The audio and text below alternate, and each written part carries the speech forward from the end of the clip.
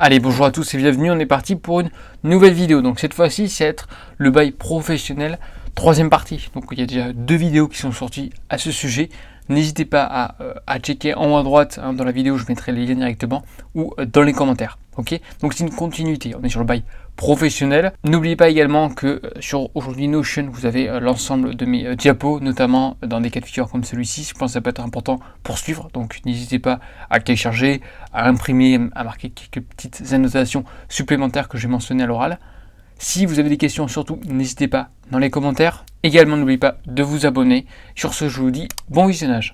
Alors, l'aperçu de la présentation. Donc, comme je l'ai mentionné, c'est la dernière vidéo de cette petite étude sur le bail professionnel.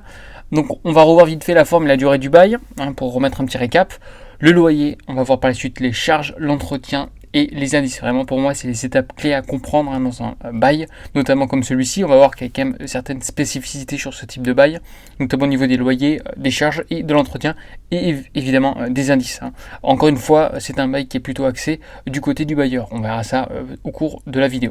Allez, premièrement, la forme et la durée. Donc, l'utilisation d'un formulaire de bail professionnel offre une plus grande sécurité juridique et prévient les conflits potentiels. On a vu précédemment dans l'ancienne vidéo qu'aujourd'hui il est primordial selon moi de faire appel à un professionnel dans la rédaction du contrat de bail professionnel. En effet, il y a de nombreuses clauses à ne pas oublier. On va voir, il y a plein de spécificités et on est sur un bail de 6 ans. Donc autant ne pas se louper dès le début, notamment dans la rédaction du bail, car sinon après ça sera trop tard. Deuxième rappel que je viens justement là de vous mentionner, la durée minimale légale du bail professionnel est de 6 ans. Il peut être reconduit tacitement à son expiration. De toute manière, on a vu tout ce qui était renouvellement, on a vu ça dans l'ancienne vidéo. Le loyer, donc le bail professionnel doit préciser évidemment le montant du loyer et les modalités de paiement, c'est-à-dire mensuel, trimestriel, début ou fin de période, ou évidemment une date fixée comme par exemple le 5 du mois. Également, il y a une possibilité de demander un paiement d'un pas de porte, conformément à la législation en vigueur. Généralement, le pas de porte, on va le retrouver lors d'une signature d'un bail commercial. Encore une fois, bail commercial et bail professionnel, c'est complètement différent. Il y a de très grandes différences. Alors, qu'est-ce que c'est, un petit aparté, le pas de porte? Le pas de porte, grosso modo, c'est quoi? C'est une somme d'argent que le bailleur va demander en fait au locataire au début du bail. On peut simplifier la chose en mentionnant que c'est, un droit d'entrée pour obtenir la mise à disposition des locaux. Encore une fois, il n'est pas obligatoire. Ceux qui cherchent absolument, entre guillemets, à faire un peu d'argent, un peu de cash flow, ça peut être judicieux de demander éventuellement un pas de porte. Encore est-il que votre local ou dans le cas d'un bail professionnel ou commercial, celui-ci doit être bien placé avec une demande importante. Sinon, ça ne sert strictement à rien. Alors, au niveau du loyer, évidemment, plusieurs facteurs sont pris en compte pour fixer celui-ci. On va voir premièrement la superficie des locaux, ce qui semble normal, sur ça, l'habitation, sur n'importe quel type de bien, la superficie va influencer le loyer. On va voir également l'emplacement. Alors l'emplacement, c'est assez différent contrairement à un bail commercial. Commercial, on va chercher une certaine visibilité avec des vitrines, avec un certain emplacement. Sur celui-ci, oui, l'emplacement est important, mais privilégiez plutôt un emplacement facile d'accès, notamment avec des places de parking. Pourquoi? Car on a vu sur la première vidéo, le bail professionnel va être plutôt utilisé par des profession libérale, donc c'est-à-dire médecin, docteur, avocat.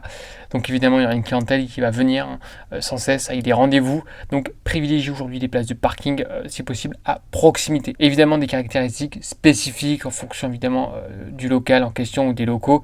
On ne rentre pas dans le sujet, sinon il y en a pour trop longtemps, mais voilà, sachez que c'est la superficie, l'emplacement, encore une fois, c'est différent qu'un bail commercial, et également les caractéristiques spécifiques. Contrairement aux baux commerciaux, le bailleur n'est pas tenu de calculer un loyer en fonction d'une surface pondérée. Je ne vais pas rentrer en détail, on en parlera lorsque je vais faire une vidéo sur les baux commerciaux, mais comme je l'ai mentionné précédemment, on ne cherche pas forcément en visibilité. Le but étant, c'est lorsqu'on va par exemple aller chez le dentiste, on va pas regarder, oh là, dis donc, la vitrine du dentiste est magnifique, tiens, j'aimerais bien rentrer chez celui-ci. Non, on va plutôt chercher via les avis Google, via également la réputation, pour prendre rendez-vous avec celui-ci par la suite. Privilégiez, moi je vous dis surtout, les emplacements de parking à proximité, car arriver en retard, prendre rendez-vous entre midi et deux pour aller voir, par exemple, je sais pas moi, un dentiste, un médecin, un kiné ou n'importe quoi, c'est bien d'avoir des places à disposition. Alors au niveau du loyer, donc le montant du loyer dans un bail professionnel est généralement fixé de manière forfaitaire. Mais on peut également trouver aujourd'hui certaines variables en fonction de l'accord des parties,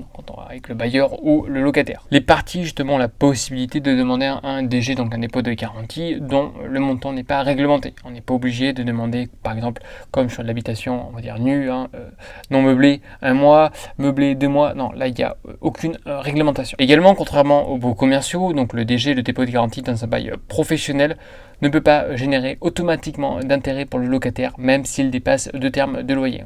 En effet, lorsqu'on est sur un bail commercial, si celui-ci dépasse 2 termes, donc les 2 termes, ça peut être soit des mois, soit des trimestres, en fonction de la rédaction du bail en question. À ce moment-là, si on dépasse les 2 termes, alors automatiquement les intérêts générés seront évidemment pour le locataire. Le pas de porte, comme je le mentionnais précédemment, est rarement demandé par les bailleurs professionnels. Et oui, on n'est pas dans un bail commercial, donc on demande rarement un pas de porte. Premièrement, parce que les gens n'ont pas forcément la connaissance. Deuxièmement, c'est parce qu'il y a une forte demande, notamment sur des jolis biens, entre guillemets, pour des locaux commerciaux. Lorsqu'il y a une demande qui est très importante, on va pouvoir sélectionner et également se faire une petit peu de trésorerie en demandant un pas de porte.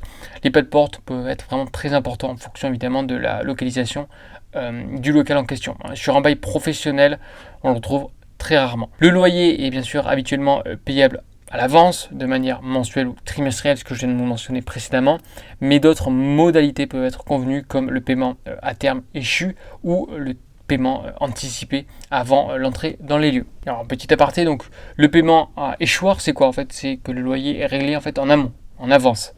C'est-à-dire que le locataire paie pour le mois à venir. A contrario, le paiement à terme échu, c'est le loyer est payé une fois le mois écoulé. Généralement, la plupart des bailleurs vont demander un paiement à échoir, c'est-à-dire que le loyer soit réglé bien sûr en avance. Alors, au niveau des charges, le locataire est bien sûr responsable du paiement des charges dans un bail professionnel. Les charges et leur répartition entre les locataires sont définies librement dans le bail. Alors, j'ai mis entre guillemets, on verra ça par la suite. Le bailleur peut demander au locataire le paiement de charges, y compris la taxe foncière. C'est également le cas dans un bail commercial. Le montant des charges demandées par le bailleur doit être en rapport avec les dépenses réelles supportées pour éviter une requalification en supplément de loyer imposable, ce qui semble également normal. C'est également le cas dans un bail classique, 89 d'habitation.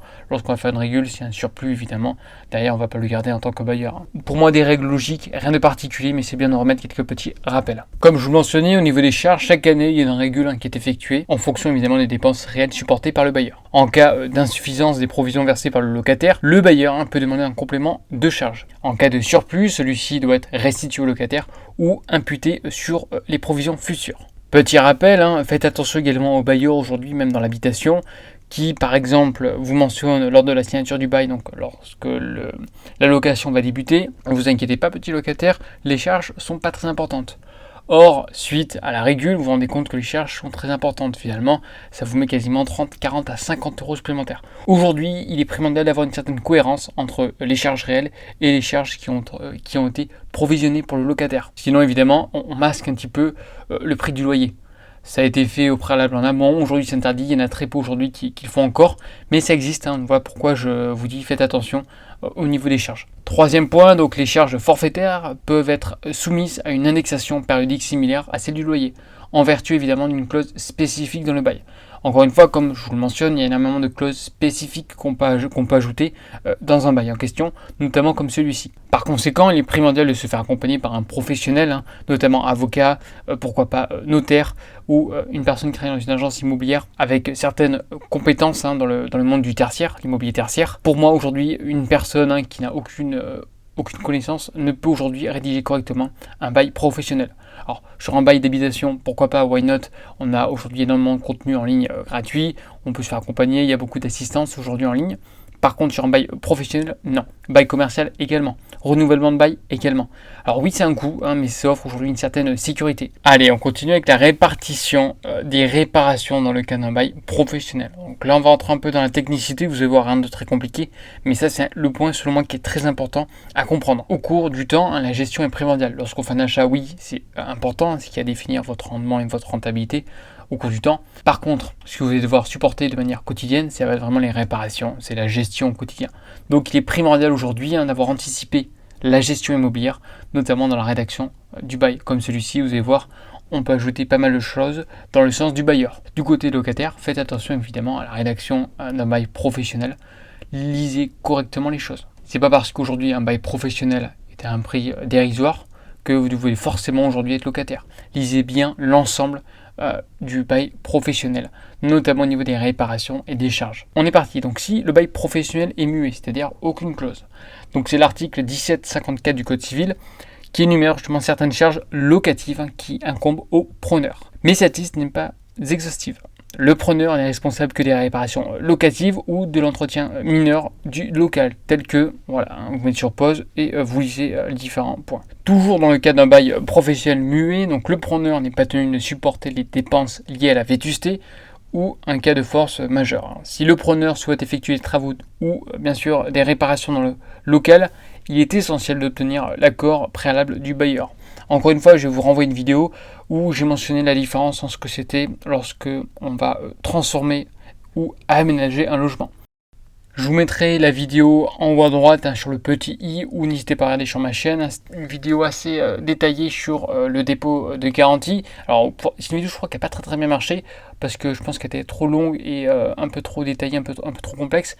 Mais voilà, c'est des vidéos selon moi qui sont indispensables en tant qu'investisseur ou personne qui souhaite derrière développer ses petites connaissances dans l'immobilier. Donc n'hésitez pas à la regarder. Alors au niveau de l'entretien et les réparations des locaux professionnels, elles sont régies par les règles du Code civil, en absence évidemment de dispositions spécifiques dans le bail. Code civil, c'est par exemple lorsqu'on a signé, c'est droit commun également, un bail pour un parking, pour un box. Dans ce cadre, ce régime met l'accent sur la liberté contractuelle des parties, ce qui leur permet en principe de décider librement de la manière dont les charges locatives du bail professionnel sont réparties. On peut trouver un accord de gré à gré entre le bailleur et le locataire au niveau de la répartition des charges. Toujours au niveau de l'entretien, mais cette fois-ci si le bail professionnel contient une clause relative aux réparations. Il est important de noter, donc contrairement au régime du bail commercial, c'est-à-dire que lorsqu'on va signer un bail commercial, les charges notamment d'entretien entre le locataire et le bailleur sont régies par l'article 606 du Code civil. C'est une disposition qui est obligatoire, que le propriétaire ne peut pas contourner. En revanche, dans le cas d'un bail professionnel, les parties ont la liberté de convenir librement d'une répartition différente des charges. Donc c'est une deuxième aspect, je trouve, qui est primordial à comprendre entre un bail commercial et un bail professionnel, c'est la répartition des charges. Ça va être également l'indice, on verra ça à la fin de la vidéo. Également l'indemnité d'éviction et la durée du bail. Je pense que si vous avez vu l'ensemble des vidéos, vous avez pu comprendre vraiment les différences qui sont importantes. Encore une fois, le bail commercial va protéger vraiment le locataire en question. Le bail professionnel sera plutôt du côté du bailleur. Voilà pourquoi, lorsqu'on connaît un minimum un petit peu certaines choses dans l'immobilier, on va plutôt privilégier un bail professionnel qu'un bail commercial, évidemment dans le sens du bailleur.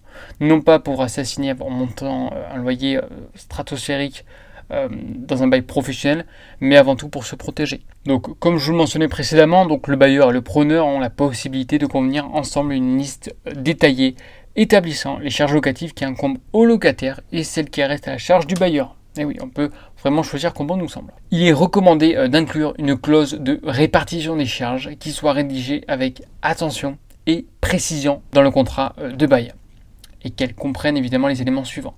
Donc comme je vous mentionnais, lorsqu'on va rédiger un bail, s'il vous plaît, soyez précis. Pourquoi ? Petit exemple, dans un bail par exemple d'habitation, dans ce cas-là, si on marque par exemple les toilettes sont à la charge du locataire, très bien, mais si on creuse un peu le détail, par exemple dans de l'habitation, les toilettes, il y a des éléments qui sont à la charge du locataire, d'autres qui sont à la charge du propriétaire. Donc soyez vraiment relativement précis dans la rédaction du bail. Donc voilà pourquoi je vous mentionne, à la place de mettre des milliers d'euros dans des formations qui sont sûrement très bien, mettez-les s'il vous plaît dans quelque chose d'utile, avec un vrai professionnel qui va vraiment vous accompagner, notamment dans la rédaction. Donc les éléments suivants, ça va être un inventaire exhaustif des différentes catégories de dépenses locatives. Deuxièmement, ça va être le mode de répartition des dépenses entre le bailleur et le preneur. Troisième point, si nécessaire, la répartition des charges locatives entre les différents locataires d'un ensemble immobilier en fonction de la surface occupée par chacun. Comme je l'ai mentionné, il peut y avoir par exemple une zone, on va dire, d'attente Comme je vous mentionnais, en fait, il peut y avoir plusieurs locataires avec des espaces en commun, par exemple une salle d'attente, donc on peut vraiment répartir comme bon nous semble. Si le bail professionnel contient une clause relative aux réparations, le propriétaire doit communiquer évidemment au locataire tout changement concernant le montant ou la répartition des charges locatives, évidemment pendant la durée d'un bail professionnel, évidemment en utilisant les moyens suivants. Donc fournir chaque année à l'occasion de l'anniversaire du bail un petit récap des dépenses effectuées jusqu'à ce moment-là. Deuxièmement, présenter un état prévisionnel des travaux à venir et les coûts associés. C'est la même chose dans un bail commercial. Troisième point, ça va être mettre à disposition du locataire tout document justifiant les frais engagés sur demande de ce dernier. Alors si on fait un petit récap, une sorte de mini-conclusion sur le bail professionnel au niveau des travaux et réparations. Je rappelle, la vidéo n'est pas finie, on va voir juste après les indices. Donc dans le cadre d'un bail professionnel, il est possible de convenir légalement d'une répartition différente des réparations, où seules les grosses réparations définies par l'article 606 du Code civil seraient à la charge du bailleur.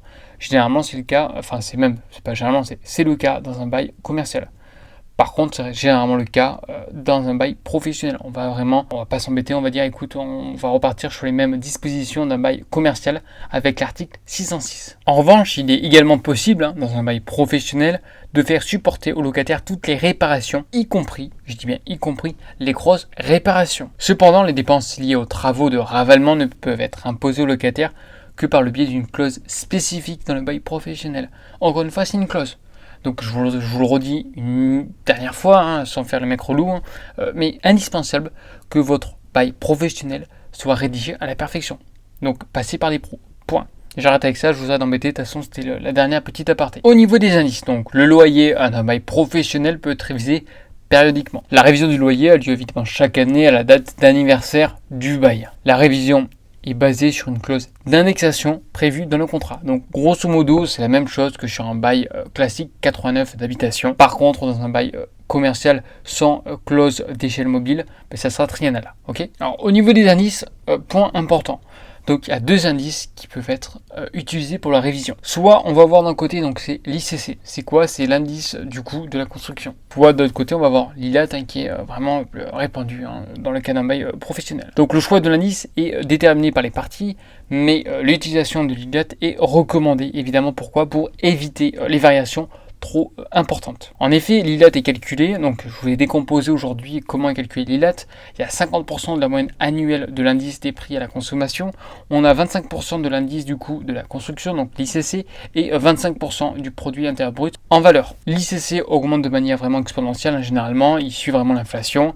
Deuxième point à mentionner, l'ILAT aujourd'hui n'est pas, on va dire, capé, contrairement à l'ICC ou l'IRIL, l'indice de référence des loyers, dans le cas d'un bail d'habitation. On a vu aujourd'hui, après le Covid, on rentre sur des périodes qui sont difficiles, une inflation qui est importante, des taux d'intérêt évidemment qui essaient de contrer cette inflation qui augmente également. Or évidemment, le gouvernement veut chercher à protéger les locataires en question, donc en tant que bailleur, vous ne pouvez pas suivre l'inflation en fait.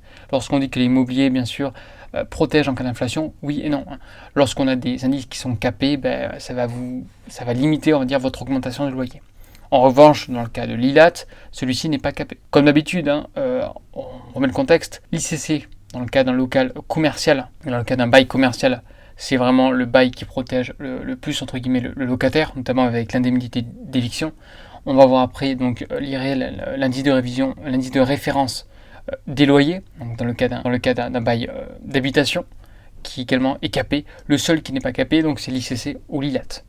Donc l'ICC, généralement, moi je mets plutôt dans tout ce qui est sur un bail à droit commun, un bail code civil, un parking, une connerie comme ça. L'ILAT, on va plutôt le mettre dans un bail professionnel. Et donc baux commerciaux, on peut choisir donc lorsque les professionnels libéraux ayant opté pour un baux commerciaux, donc ça nous renvoie à la vidéo numéro 1, ils peuvent tout simplement choisir entre l'ICC ou l'ILAT. Généralement, ils vont choisir l'ICC afin de les protéger. Pour les baux mixtes, comprenant une partie à usage d'habitation, donc on va choisir le loyer de référence, donc c'est l'IRL et tout autorisé. Pourquoi? Comme d'habitude, on va chercher à protéger les locataires dans le cadre justement d'une partie à usage d'habitation. Baux mixte, encore une fois, c'était la première vidéo. Si le bail ne prévoit aucune disposition concernant la révision du loyer, le bailleur ne peut pas demander cette révision. Donc encore une fois, petite clause à mettre. Juste à droite, je vous ai mentionné, donc c'est le graphique depuis 2015 à aujourd'hui, grosso modo 2023, c'est Lilat. Donc on peut voir, on est vraiment sur un indice qui augmente de façon quasiment exponentielle, hein, notamment à partir quasiment de mi-2021, on peut vraiment une courbe exponentielle. Voilà pourquoi il est important de marquer cette petite clause si vous souhaitez, si vous voulez que votre loyer suit cette petite inflation. Sur ce, la vidéo touche à sa fin, donc j'espère qu'en tout cas cette série vous a plu. N'hésitez pas à me marquer dans les commentaires si oui ou non, si vous voulez d'autres vidéos de ce genre. Si vous avez des questions, n'hésitez surtout pas, c'est fait pour ça également. Si vous avez envie de partager votre expérience au niveau des beaux professionnels, n'hésitez pas également. Sur ce, n'oubliez pas de liker, de vous abonner et je vous dis à une prochaine vidéo. Allez, bye bye, merci.